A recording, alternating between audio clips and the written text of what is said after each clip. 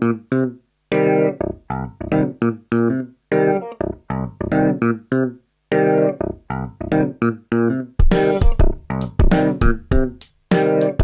les filles! Aujourd'hui on va voir ensemble un nouveau tuto maquillage que j'ai réalisé juste avant de partir travailler. Alors avec la canicule qu'il y a en ce moment, je ne peux pas me passer d'une base matifiante. Donc celle-ci c'est la Porefessional de Benefit qui va m'aider à avoir un maquillage qui tient toute la journée. Je fais ensuite mon teint avec le nouveau fond de teint Bobbi Brown, enfin nouveau, c'est tout nouveau pour moi parce que c'est un fond de teint spécial pour peau sèche. Donc là j'applique quelques touches sur mon visage et après je vais venir travailler le fond de teint avec ma Beauty Blender. Donc la Beauty Blender c'est parfait parce que ça vous permet justement de pouvoir étirer le fond de teint, mais si vous avez envie à certains endroits de retravailler un peu le fond de teint pour qu'il soit un peu plus couvrant, il vous suffit tout simplement de tapoter avec le côté le plus gros de l'éponge.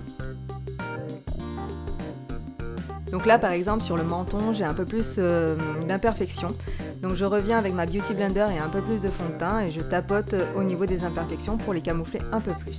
Alors en été je ne sais pas pourquoi, mais j'ai le cou toujours beaucoup plus blanc que le visage. Ça c'est sûrement parce que je ne m'expose pas au soleil, donc du coup mon cou reste blanc. Alors je rattrape la teinte avec du fond de teint et ma Beauty Blender, afin de ne pas avoir de démarcation et d'unifier mon teint.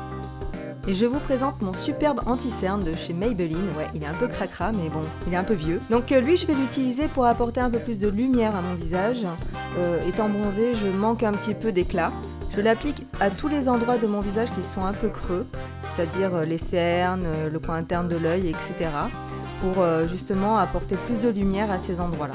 Je le travaille ensuite avec le côté pointu de ma Beauty Blender, ce qui me permet d'être beaucoup plus précise quant à l'application de mon anti-cerne. Et maintenant, les sourcils. Donc pour les sourcils, j'utilise un correcteur de chez Make Up For Ever et un fard à paupières brun roux. Comme ça, je suis bien raccord avec la couleur de mes cheveux. Donc je brosse d'abord mes sourcils vers le bas. Ensuite, je fais la ligne de mes sourcils du haut avec un pinceau biseauté.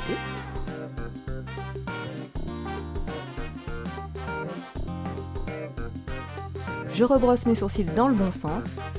Non pas pour faire des grimaces, bien sûr, mais pour faire correctement la ligne du bas. Donc là aussi je reprends mon pinceau biseauté et le mélange que j'ai fait avec la crème correctrice et mon fard à paupières. Et ensuite je remplis entre les deux lignes. Pour les yeux, vous allez voir que c'est un maquillage totalement improvisé que j'ai fait, donc il n'est pas parfait, mais bon, ça m'a suffi pour aller travailler, c'était propre et net, c'est tout ce qui comptait. Donc là j'ai utilisé un crayon de chez My Little Beauty que j'ai reçu dans une little box.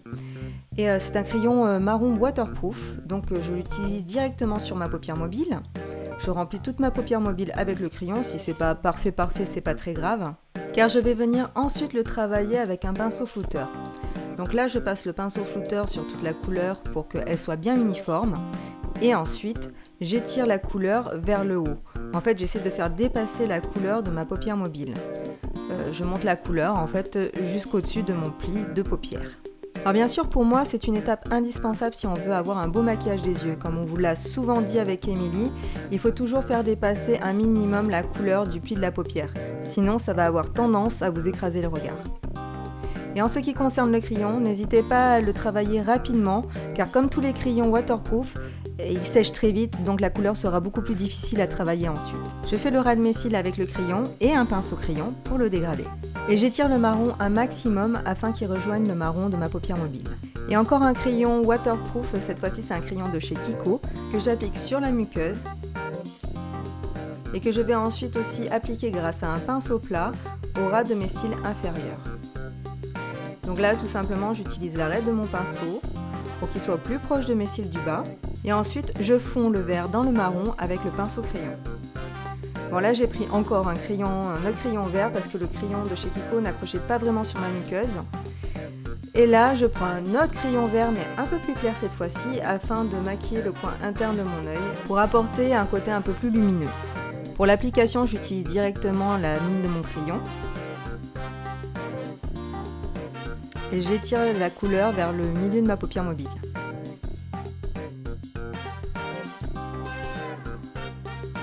Alors bien sûr c'est pas parce que je suis pressée que je n'essaie pas de m'appliquer un minimum, donc je dégrade ce vert clair dans le marron avec un pinceau flouteur.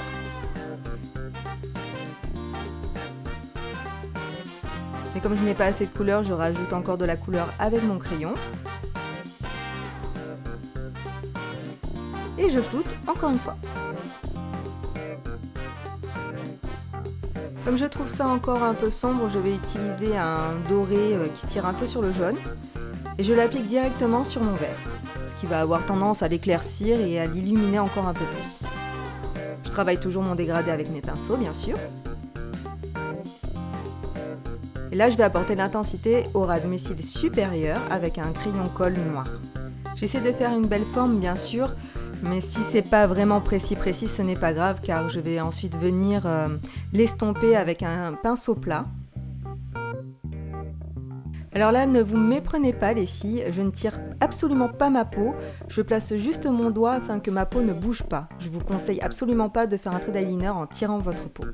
A l'aide de mon pinceau crayon, je floute le col noir que je viens de déposer au ras de mes cils.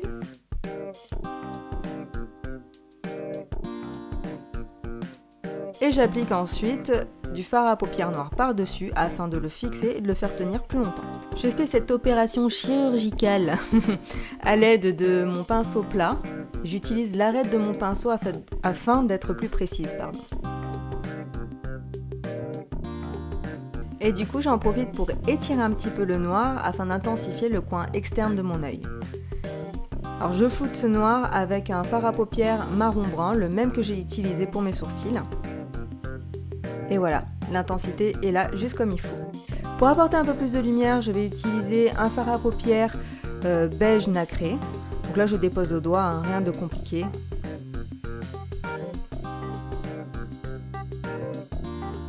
Comme je n'avais pas encore poudré mon teint, j'en profite pour le faire avec ma Beauty Blender. J'ai découvert cette technique il y a peu et je trouve que ça laisse vraiment un fini naturel et pas du tout plaqué comme peut le faire parfois la poudre. Je vous présente mon blush chouchou de mon été. Ouais, je l'adore, c'est celui qui se fond le mieux dans mon bronzage et qui me donne vraiment un côté bonne mine que j'adore. Il y a des jours comme ça où mes cils tirent un petit peu la gueule, alors je les recourbe avec un recourbe-cils afin d'ouvrir encore plus mon regard. Et je viens les peigner grâce au super mascara télescopique de L'Oréal. Donc c'est vraiment une brosse parfaite pour bien séparer vos cils et les allonger. Alors bien sûr, pour terminer ce maquillage, on n'oublie pas la bouche. Alors bon, là j'utilise un rouge à lèvres longue tenue de chez MAC, je crois que c'est le Prolong Wear si je me souviens bien, de toute façon je vous le note directement sur la vidéo. Alors ces rouges à lèvres sont vraiment géniaux, j'adore parce qu'ils tiennent vraiment toute la journée. Bon, ils dessèchent un petit peu les lèvres, mais si vous les avez bien hydratées avant, normalement vous n'avez pas trop de soucis avec ça. Et une petite touche de gloss pour donner de la brillance. Et voilà, le maquillage est terminé. J'espère qu'il vous plaît. Moi, je vous dis à très bientôt sur Face to Face. Bye bye!